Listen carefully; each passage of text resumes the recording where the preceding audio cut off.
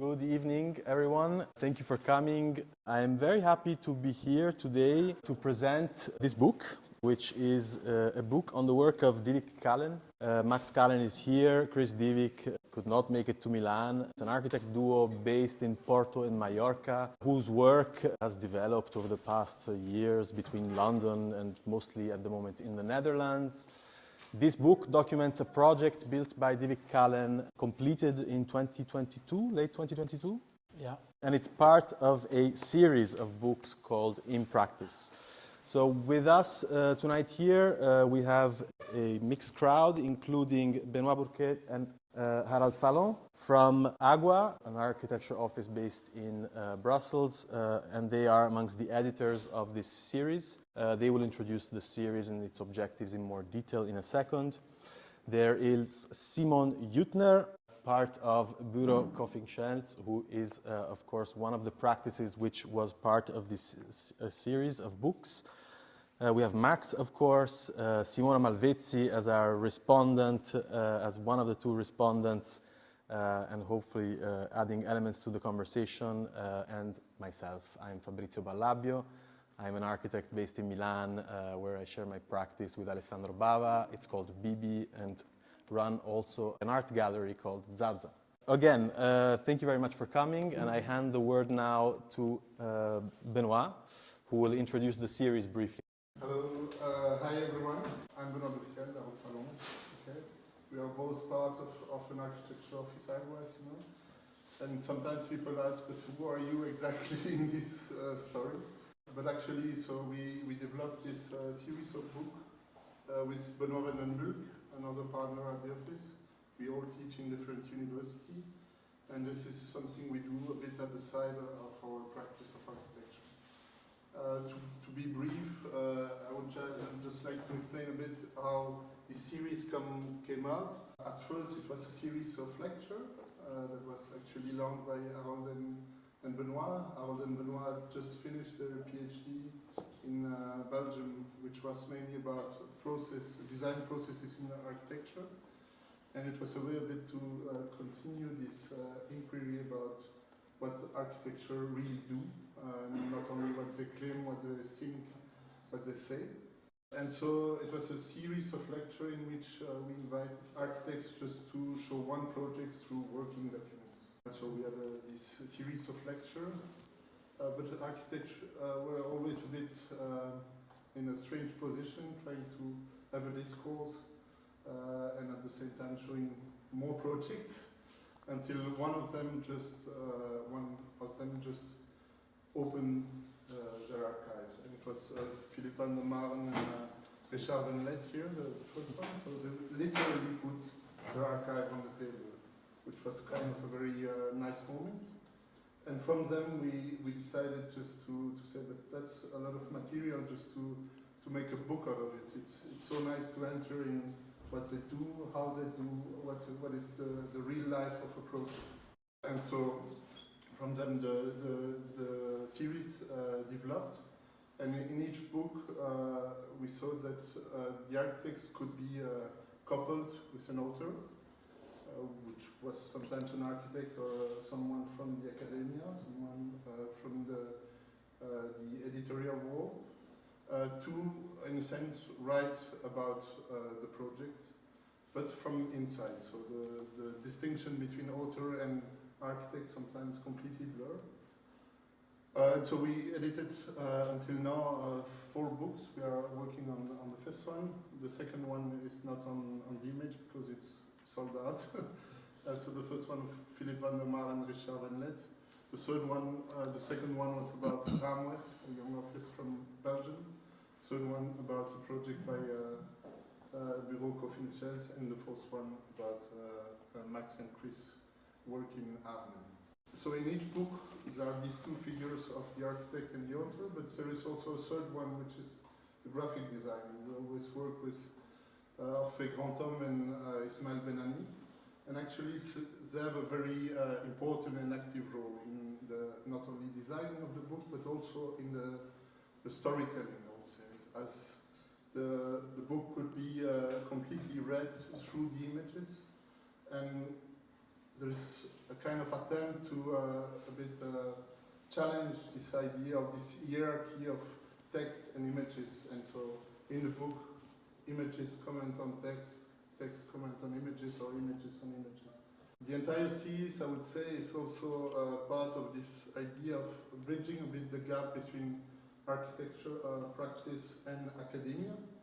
In Belgium, recently, the architecture school have entered the university, which means a lot of changes in the teachers that are still teaching in the architecture schools, with this tendency of PhDization, I would say, and trying to bring back practice at the very center of architectural research. Just very briefly, before we give the floor to the main topic of the evening, you see a lot of pictures of other books also, and that's maybe because in practice is maybe the main editorial project that we have, but in fact, Chantier was before, or Between. We started with this small book, which was yeah, kind of very small project that we had at some point, in which we wanted to show the projects, but not through the usual images that you know in the edited documents of the finished project, but rather to the construction site. So pictures you would take on the construction site because you go there, or you document it by asking a photographer to go, but to always have this kind of view of what drives us as architects to be there, to build things, to decide things on the construction site. And so it was a very small object that still exists, and all these books are here tonight also. Then came the series of the in practice books. In fact, I think that the Coughing Shells was the fourth book, and Dyvik the third one, but for some reason they moved.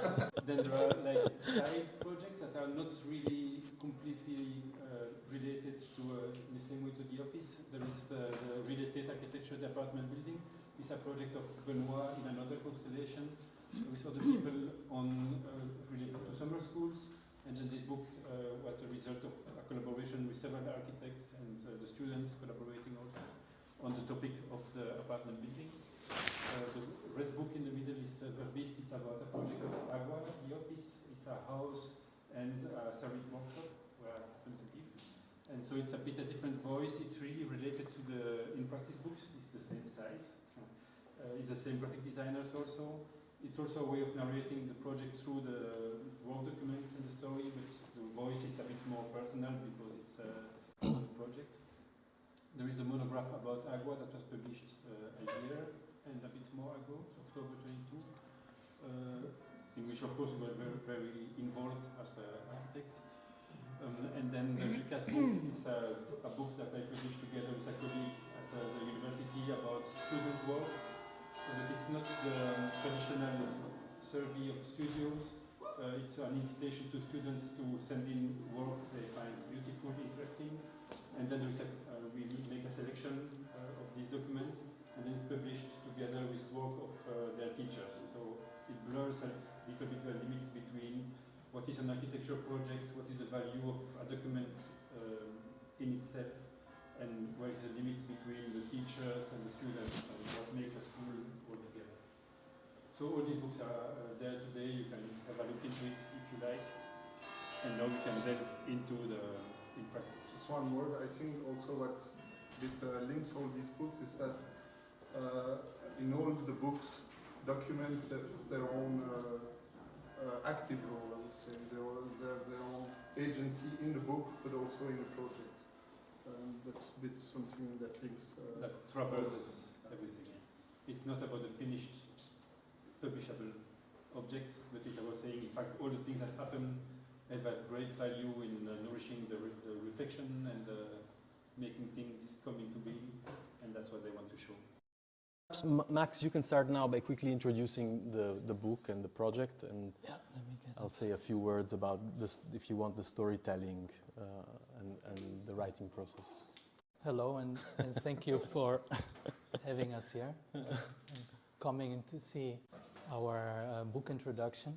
You know, you've seen the book and the series.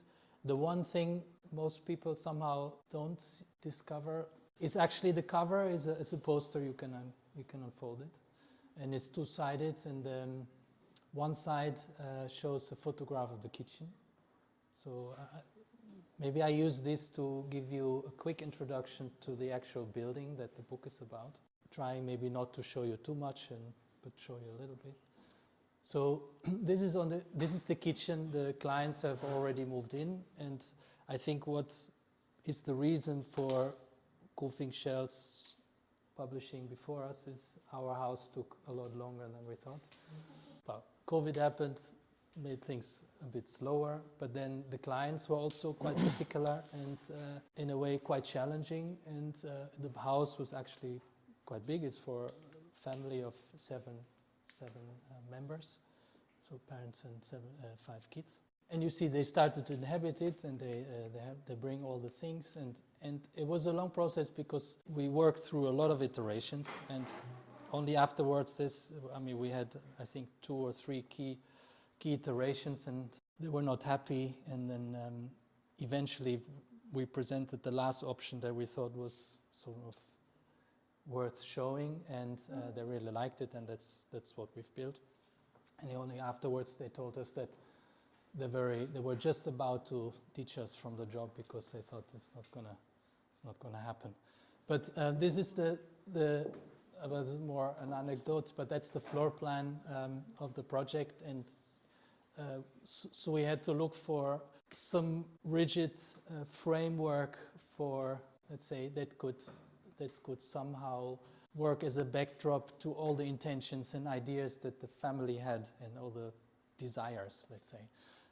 So in the end, what looks pretty straightforward in floor plan, a classic 9-room grid of 1 room is rotated, is in fact, as you walk from room to room, rather spatial, because every room is on a different height.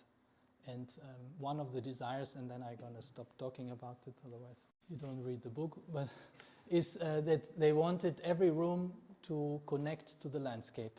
And they didn't want a house where there's an area for sleeping and there's an area for social life. They wanted it completely mixed. This was sort of the result of this fairly long process. And then, so actually the book itself is a rather plain document, and it's an accumulation of all the process material that we gathered. And if you think about the title In Practice or Practicing, if I take the literal meaning in a form of learning, and so if there's one thing that we try to somehow get at is to figure out or communicate the sort of learning that we do as an office, as we somehow find our way through. Everyone has different intentions. We have the architects. We have our, let's say, desires and maybe more personal, maybe more selfish ideas of what the architecture should be. Then there's the desires by the clients. Then there's the construction company and the world of the architectural products that you use to assemble the building. So there's all these intentions, and the book, I think, we tried to bring evidence of these various layers together in a way that somehow shows a journey of how we try to meander or like find our way through this process. And Fabrizio worked with us on the text, and you're going to elaborate on it a bit more in depth. But for us, it was a very important moment because you joined somehow in the middle of the process. The building was not finished yet. And for us, it was a sort of psychotherapy in some way, because you look at it from the outside, and you're really engaged. We're a small practice, so you're very engaged with the entire thing. And it's part of a master plan that we worked on, so we built 6 more apartment buildings in that thing. So we've been working on it maybe 5 years, so you really, you get quite absorbed by it. And I think for us it was a good moment, and it was because you gave the context through the book to somehow find a way to zoom out and find someone else who actually goes through the entire process, which is not let's say, a normal thing to do on a project. The book, in fact, as Max was mentioning, features a text by Max, Chris, and myself, which is a joint text. And of course, also many other texts from invited authors, from amongst which Tom Weaver, who wrote the text Wash Day, an essay on annotation in architecture by Emma Letizia Jones, and an essay, or a speculative somehow, essay by Hans Petersen. Peter Yankin, I mean, the name I will never learn, called House Party. And amongst, so the main text of the book is called In Progress, and it was in a way a text written collaboratively between myself and the architects. And it's buttressed between two texts, which are a prologue and an epilogue. The epilogue written by Max and Chris, and the prologue by myself, which is called The Observer. And it was a very interesting text for me to write, meditating on my involvement in the book, which was an extremely interesting experience. So I'm an architect, but have a background as a historian, in fact. So I have a PhD in art history. And as a historian, in fact, much of what you do studying architecture is try to reconstruct that extremely erratic and sort of complex process by which buildings come into being. You do that through documents, in fact, through artifacts which are many times unrelated to each other and lie even in places scattered throughout cities in order to reconstruct what you think might be, the story of a building, how it came about, what were the decisions made. So for me, it was immensely interesting to be able to be involved in working on a book like this, which in fact proposed applying exactly such a methodology to a project which is of the present day. Not just that, in fact, I think one thing which was extremely interesting and slightly schizophrenic about the whole process, as Max said, is that the text on the building and its process, in fact, developed in conjunction with the building being built. So there was a slight disruption of what the regular sort of chronology of architecture is, where you design, and that's a compartment, and you build, and that's a compartment, and then you write, and that's a compartment. And in fact, in this process, of which the construction, due to many reasons, amongst which COVID lasted, something like 3-4 years? 3 years. So designing, building, and writing were, let's say, 3 processes which spiraled onto themselves. So the book, in a way, develops in real life alongside the building. At some point, the book catches up with the building. At other points, the building sort of catches up with the book. You never quite know which of the two is leading. And as Max was saying, it documents, in a way, as much possible of the process through which the building came into being, including, notes from meetings, exchanges with clients, the messy stuff which usually is edited out of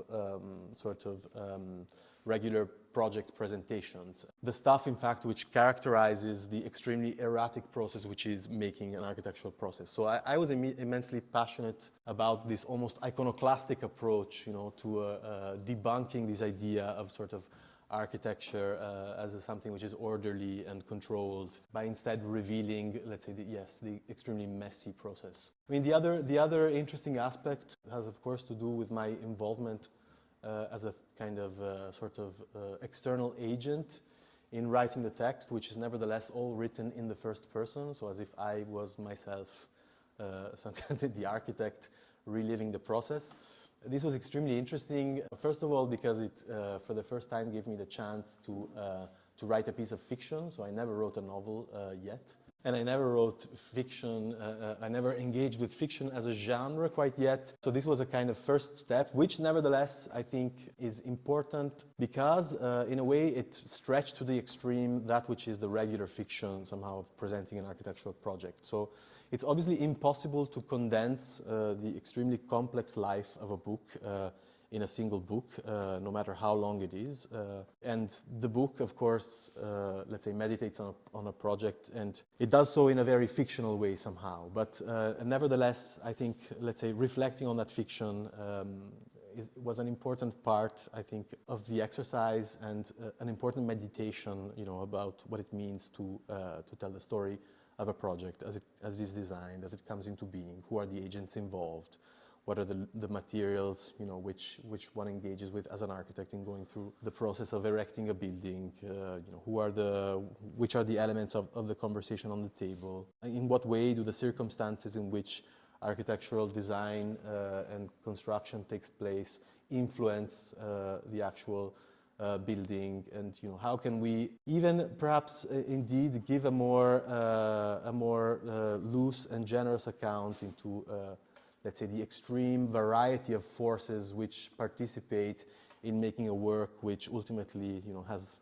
the architect's name as the exclusive sort of author of it. I think for all these reasons, the book you'll see is a very innocent book, at least in appearance, because it is seemingly very honest and very open about sharing. But I think it's also a very sharp book, and I think the project as a whole, in fact, in practice, is a very sharp and I think meditated and critical project on which I think participates in debunking many of the myths which still stereotypize, you know, what the role of the architect is nowadays. The epilogue is a beautiful small text by Max and Chris, which in a way summarizes, let's say, the spirit of this building, which still in fact being worked on, and which in fact I think, you know, debunks another, let's say, myth about architecture, which is that, you know, a building is complete from the moment in which the owners or the clients move in somehow. And voila. And I think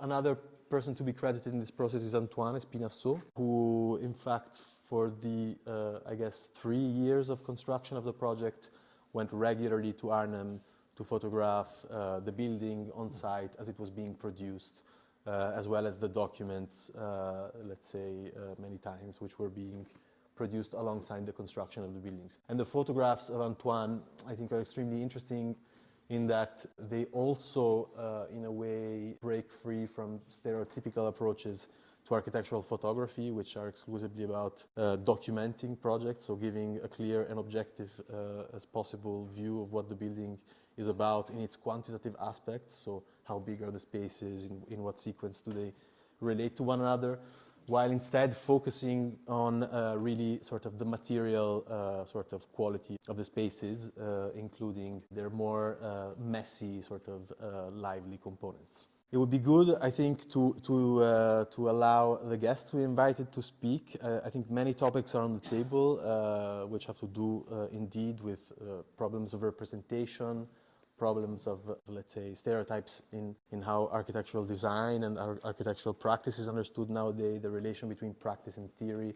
I found the discussion on Belgian academia very relevant to Italy nowadays. How can one, in a context where there's so sharp a divide between academia and practice, propose, in fact, through books like this, that indeed, let's say, the processes of design themselves are a form of theory making, in fact. I have comments on the book itself. First of all, it's a beautiful book, of course. But it is a humble book in the very positive meaning and sense of this word. Definitely an anti-heroic book. It has a very simple narration with a flow of images and text, which I like a lot, that brings you directly into processes and steps that led to the construction of the house.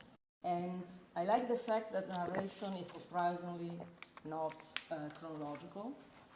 It starts from, I guess, the present moment and go back to the past and then go further, you know, to the final construction. And it is also a very ironic book, especially in the moment, and maybe you can show this, where you write that at some point plans were not longer adequate to show the different options.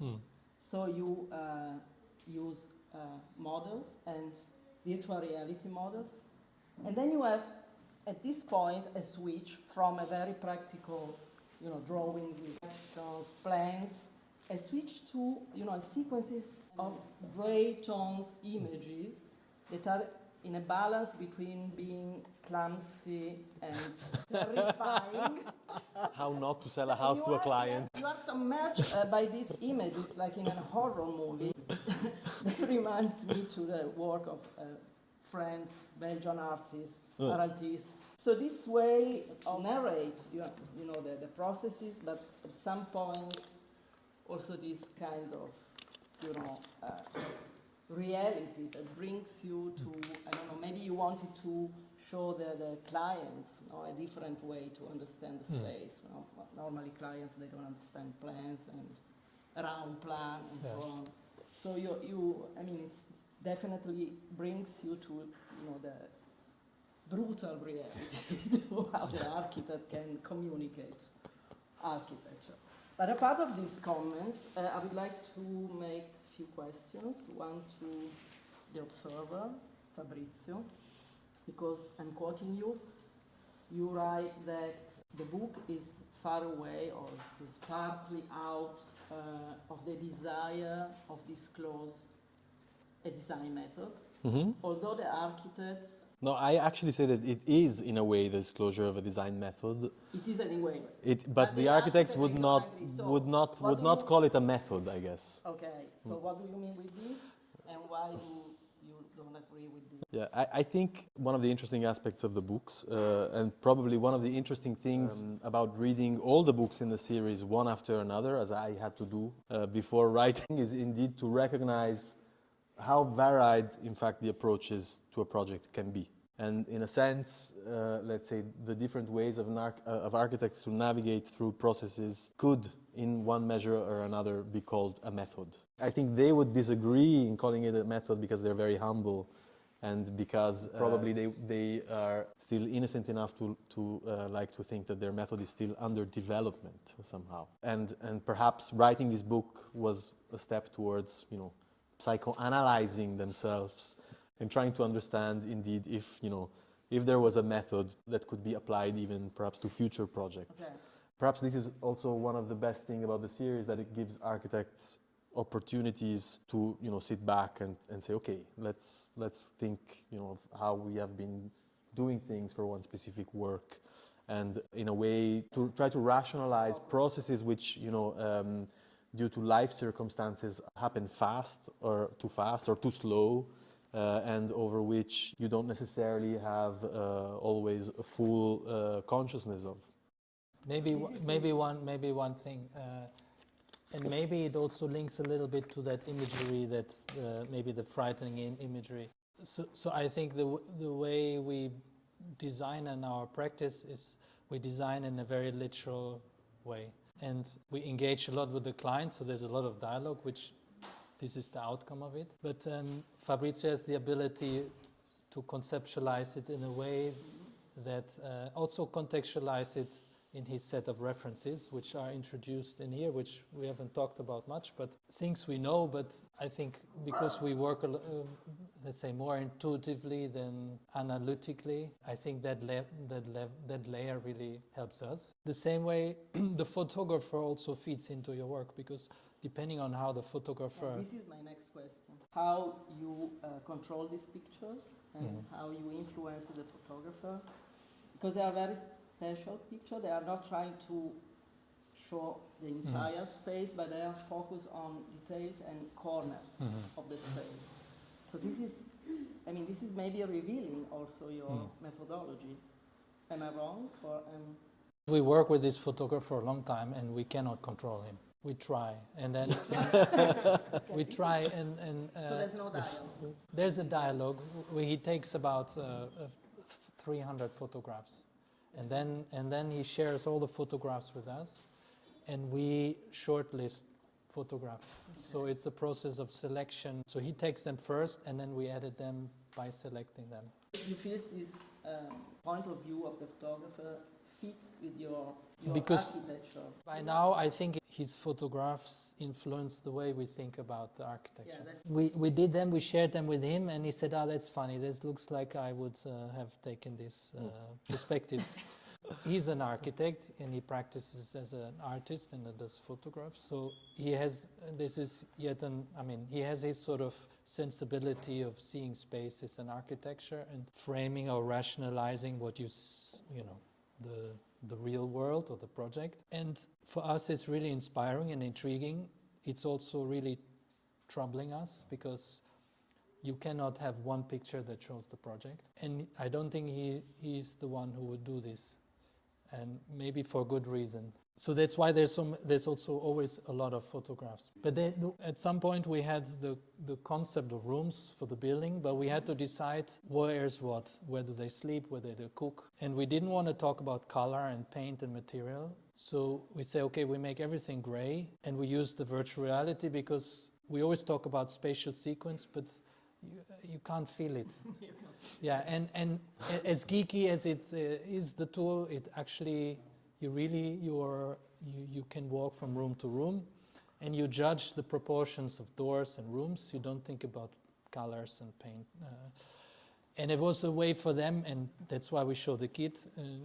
It's actually a very easy way to do a sort of a walk through the building and start to imagine where can what be. And things moved around for a while, and then. Yeah. But strangely, after walking through, they said, "Okay, let's build it." But I can understand it. That was actually the first time I used the VR goggle in your office on that project. And what I found interesting about it is that if you don't use it, the architect is in control of what the client sees. Like you build a model and you decide what he sees. You take a model picture and you decide what he sees. And in the moment you use the virtual reality, it's more democratic. You lose a bit of grip, and I can totally understand that you kept it gray because you wanted to have at least a little bit of grip on it. Well, it's also too many decisions to take. It's too much at once. Yeah. Wouldn't you mind, Simon, to comment on the two topics? Because I think what we discovered also by starting the series is that every process is incredibly different from the others. So I cannot imagine that it becomes a kind of method in the sense that it's something you repeat. But your process or method was completely different in the sense that I don't know if there was no process at all or if it was only process. But maybe you can comment on that. And then also the question of the photography and the design and how they influence each other. Because in your case, you are the photographer. So it also probably does something, no?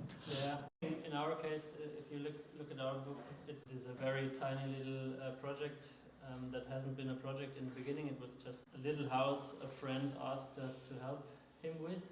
And only over the years it developed a project. And in the beginning, when we had our first lectures, we showed like little bits of this story that is now lasting for 10 years. It's still not completely finished. And we always thought like it would be great also for us to have the opportunity to tell the whole story. And we almost couldn't believe that we got the chance to tell the story.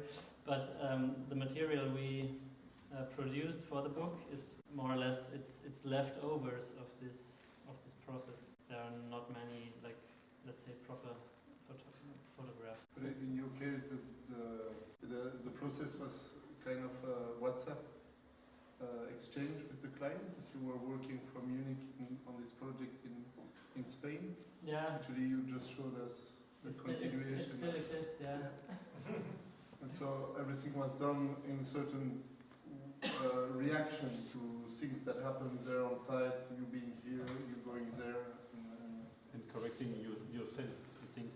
Yeah, and I think the interesting thing for us was that none of the things that you see in the book was initially meant to be a representation to represent the project, but it was all about the process because the client was building this house himself, but he had no experience in building, so it was very much about telling him what to do and very basic things we spoke about, and that was actually great to see it for us in the book. And the way we dealt with the content was together with the author, Mathieu Wellner. We tried to, from this whole mountain of material, we picked 10 topics that were very different from each other, and to every topic we took pictures or plans or whatever, and Mathieu would only ask us, what do you see in this picture or in the plan? What does it show? And then he made little text from it, from the interview or from our answers. People really tell us that it's joyful and interesting to read.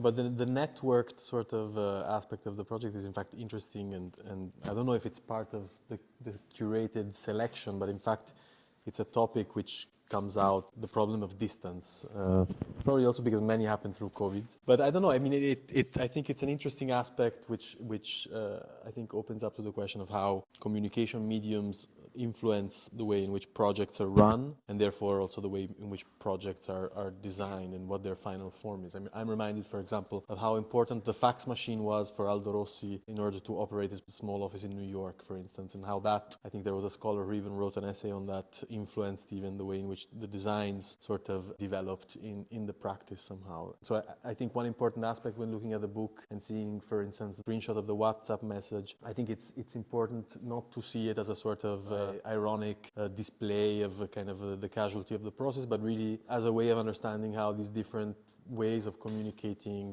which often even pile onto each other or happen at different velocities, which sometimes intersect, are in fact a vital part of making architecture today. And I think it is interesting to ask how they might be influencing, what their influence on the making of buildings is. You mentioned that the client was quite a large number of people, 7-person family. How did they interact with this process of making a book, of reflecting about the project? Did they have any active role at all in this documentation of the process? They did not contribute directly as a reflection. The sketches are theirs, drawings that the client did herself on my drawing, but they also did actually a very nice drawing at the very beginning of the project, a drawing that I never understood. But because of that, it was actually really nice. For us, we were very happy that they wanted to unclose. Not everyone wants to communicate all of this to the public. And they hosted a party for the Peter Jan and it's documented. Because his contribution, it's a bit a strange thing, but he made a kind of playlist of music that would go with his understanding of the house, and then organize a party inside the house where the music was played and recorded in the house. And the playlist is, I think you can listen at the music. He made a playlist for the house. We didn't know, but he went there to record the playlist from different rooms, so playing the DJ set from the kitchen. It can be also something that is project specific, because for example in the new book that is coming now end of May, it will be about 3 projects of Aurélie Haché, an architect in Brussels, and 3 quite small scale projects. And then they organize it as a kind of travelogue, so they went visiting the house as they are being occupied today, and they relate these visits, in fact, more than explaining the designs. And so it's also explaining the designs, but it's involving a lot the perception of how it is used today and how the people react to that. So it's a different approach to how you tell the story. So it can also be part of the approach of how you tell a story. I also would like to ask you, who is your imaginary reader of this book? Is students, is other architects, is clients? Who are you talking to? I imagine it's not the client book. They're either frightened or they love it, but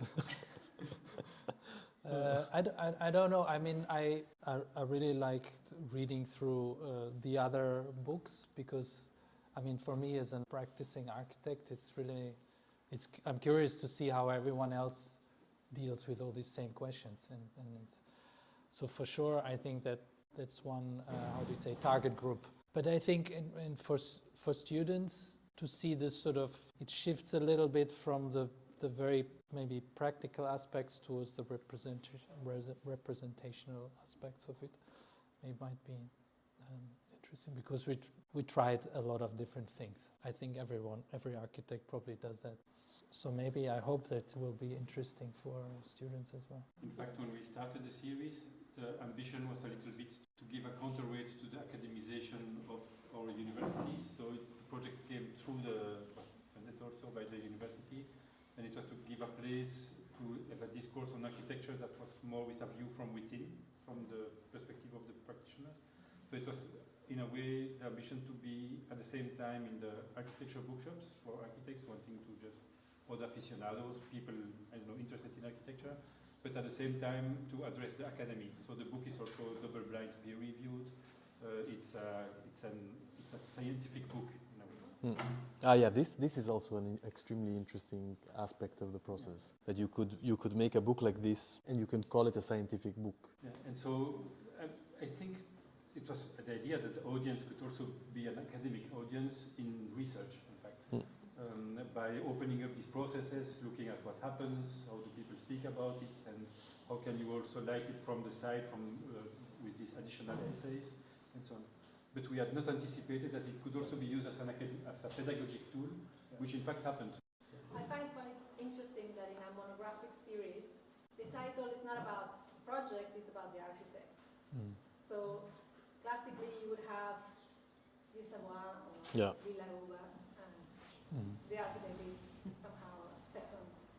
But you did the choice of talking about practice and about the architect as the main character of the series. I think it's a coincidence. It started as lectures. We would invite people to give a lecture, but we did not know which project they would show.